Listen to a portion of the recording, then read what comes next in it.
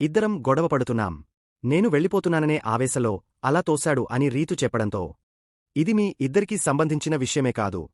కోపంలో అయినా ఆవేశంలో అయినా ఆడపిల్లను అలా తోయడం కరెక్ట్ కాదు. బిగ్ బాస్ డోర్స్ ఓపెన్ చేయండి. పవన్ ప్యాక్ యువర్ బ్యాగ్స్ అంటూ సీరియస్ అయ్యారు. ఆ తర్వాత నాగార్జున బ్రేక్ తీసుకోవడంతో పక్కకు వెళ్లిన రీతు ధీమాన్కు సర్ది చెప్పడం స్టార్ట్ చేసింది. నువ్వు కోపంలో అలా చేశావ్ నాన్నా. నాకు తెలుసు నాన్నా. సారీ చెప్పులే సరిపోద్ది అంటూ మరోసారి హగ్ చేసుకుంది. ఇక తర్వాత సారీ సార్. ఇంకోసారి రిపీట్ చేయను అంటూ చెప్పుకొచ్చాడు ధీమాన్ పవన్. ఈ ఒక్కసారికి క్షమించండి సార్ అని ధీమాన్ చేతులు జోడించి అడిగాడు. దీంతో నాగార్జున హౌస్మేట్స్ అభిప్రాయాన్ని అడిగారు. అందరూ పవన్కు సపోర్ట్ చేశారు. ఇది హౌస్కు మాత్రమే కాదు, షో ఇమేజ్ గురించి సంబంధించిన విషయం. మీ తర్వాత చాలా సీజన్సుంటాయి. మీ తర్వాత వచ్చే వాళ్లు కూడా ఉంటారు. ఇది టేకెన్ ఫర్ గ్రాంటెడ్గా తీసుకుంటారు.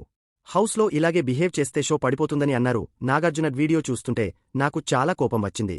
మీ బాండింగ్ను అన్‌హెల్తీ అని అడగానికి మాధురికి ఏం హక్కు అనిపించింది. ఇప్పుడు మిమ్మల్ని చూస్తుంటే ఖచ్చితంగా అన్‌హెల్తీ బాండింగ్ అనిపిస్తుంది అని అన్నారు నాగార్జున. ఇక చివరకు మోకాళ్లపై కూర్చుని నేను అలా చేసి ఉండకూడదు. ఫ్యూచర్లో రిపీట్ చేయను. మీరు నాకు వేరే ఎలాంటి శిక్ష వేసినా భరిస్తాను అని క్షమాపణ చెప్పాడు పవన్.